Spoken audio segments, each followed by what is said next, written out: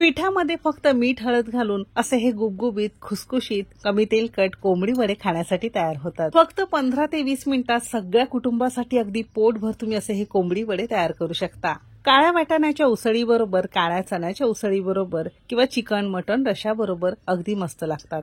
आता सगळ्यात पहिल्यांदा मी तुम्हाला एक सांगू इच्छिते, कोंबडी वडे म्हटलं तर बऱ्याच जणांना ते नॉनव्हेज वाटतं, पण तसं अजिबात नसतं। 100% व्हेज आहे। वेगवेगळी पिठं मसाले घालून हे तयार केले जातात। कोंबडी रश्याबरोबर किंवा चिकन रश्याबरोबर खातात म्हणून याला कोंबडी वडे असं म्हटलं जातं। असा हा मस्त झणझणीत बेत तुम्हाला सुद्धा करायचा असेल तर त्यासाठी व्हिडिओ संपूर्ण पहा आणि जर रेसिपी आवडली तर एक लाईक नक्की करा। चला तर मग वेळ न घालवता रेसिपीला सुरुवात करूया।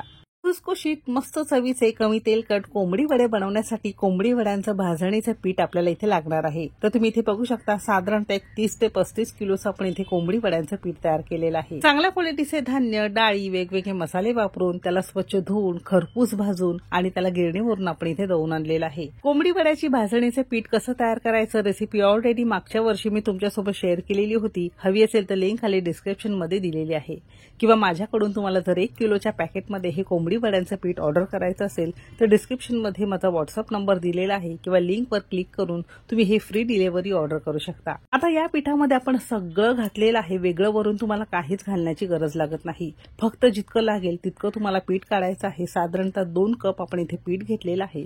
चवीपुरतं मीठ घालायचं आहे आणि जर गरज वाटली तरच थोडीशी हळद घालायची आहे।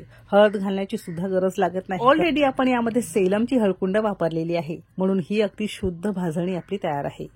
छान एकजीव करून घेतलेला आहे। लागेल तसं थोडं थोडं साधं पाणीच घालायचं आहे आणि मस्त पिठाचा घट्ट गोळा आपण मळून घेणार आहोत। तर साधारणतः इतकं पीठ मळण्यासाठी 1 कप भर आपण इथे साधं पाणी वापरून असा हा छान घट्टसर गोळा मळून घेतलेला आहे। पिठाचा मस्त सगळ्या घरात छान खमंग भाजणीचा मस्त सुगंध पसरलेला आहे। पीठ छान घट्ट मळून घेतलं की सगळ्या शेवटी थोडंसं तेल किंवा तूप लावू शकता आणि याला पुन्हा एकसारखं गुळगुळीत आपण मळून घेतलेलं आहे।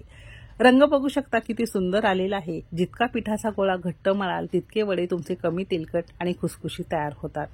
पीठ छान मळून झालेलं आहे। जर तुमच्याकडे वेळ असेल तर साधारणतः 5-10 मिनिटं तुम्ही झाकून ठेवू शकता। जर वेळ नसेल तर लगेच वडे केले तरी सुद्धा चालू शकेल। मी साधारणतः 5 मिनिटं झाकून ठेवलेलं होतं, तर बघू शकता मस्त याला जाळी सुटलेली आहे आणि पीठ सुरुवातीलाच घट्ट मळायचं आहे, कारण भिजल्यानंतर थोडंसं मऊसूत होतं। असं हे पीठ पुन्हा थोडंसं मळून घेतलेलं आहे। आता लागेल तसा गोळा घ्यायचा आहे आणि छान आपण याचा वडा थापणार आहोत। आता ही कोंबडी वडे थापण्याची एक पारंपरिक पद्धत असते जी हातावर थापली जाते, किंवा तुम्हाला जर हातावर जमत नसेल तर तुम्ही लाटणीने सुद्धा करू शकता। पारंपरिक पद्धतीत वडा हातावर थापण्यासाठी हाताला थोडंसं तेल लावून घेतलं आणि हाताच्या या भागाने आपल्याला फक्त वड्याच्या कॉर्नरला किंवा किनाऱ्याला थोडासा दाब देत देत एकसारखं सरकवत आपल्याला हे एकसारखं मस्त थापून घ्यायचं आहे।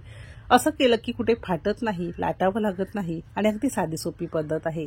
साधारणतः एक अर्धा मिनिटात हा एक वडा मस्त थापून तयार झालेला आहे। आणि वडा थापताना किंवा लाटताना खूप जास्त पातळ नको, ना तर जास्त ते तेल शोषून घेतं किंवा जास्त तेलकट होतं। म्हणून वडा थापताना थोडासा जाडसर आपल्याला थापून घ्यायचा आहे।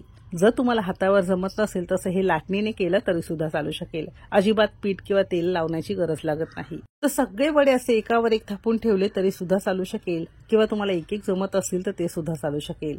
तर या पद्धतीने आपण काही वडे इथे आपण छान थापून घेतलेले आहेत। आता फायनली आपण याला मस्त तळून घेणार आहोत। त्यासाठी एका कढईमध्ये मस्त कडकडीत धूर येईपर्यंत आपल्याला तेल गरम करून घ्यायचं आहे।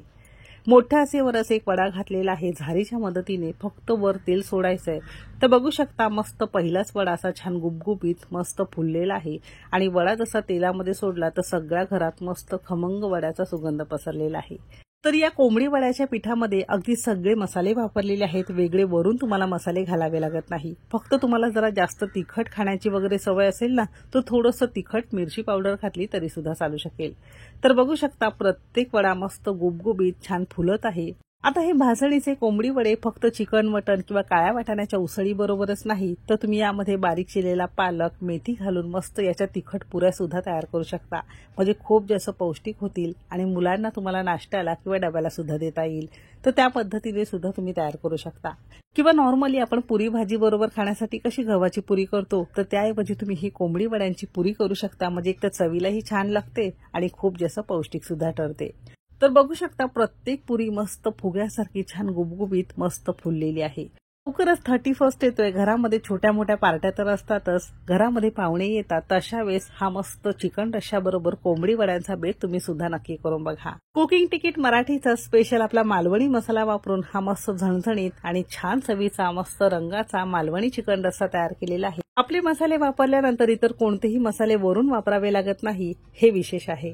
तर हे सगळे मसाले, आपले सगळे प्रोडक्ट तुम्हाला घ्यायचे असतील तर डिस्क्रिप्शनमध्ये माझा व्हॉट्सअप नंबर दिलेला आहे. तर हे सगळ्या गोष्टी तुम्ही फ्री डिलिव्हरी ऑर्डर करू शकता. आणि कालपासून म्हणजे 25 डिसेंबर पासून ते 5 जानेवारी पर्यंत आपल्या कुकिंग तिकीट मराठी चॅनेलवर कालपासून म्हणजे 25 डिसेंबर पासून ते 5 जानेवारी पर्यंत 3,500 रुपये मसाल्यांच्या खरेदीवर साधारणतः अर्धा किलो पीठ तुम्हाला फ्री मिळेल. अगदी थालीपीठ भाजणी घ्या किंवा कोंबडी वड्यांचं पीठ घेऊ शकता. आणि या आपल्या नवीन ऑफरला तुम्ही अगदी भरभरून प्रतिसाद देत आहात, तर त्यासाठी सगळ्यांचे मनापासून खूप खूप खूप धन्यवाद. चला तर मग भेटू एक मस्त आणि जबरदस्त रेसिपी सोबत. तोपर्यंत मस्त खा आणि स्वस्त रहा.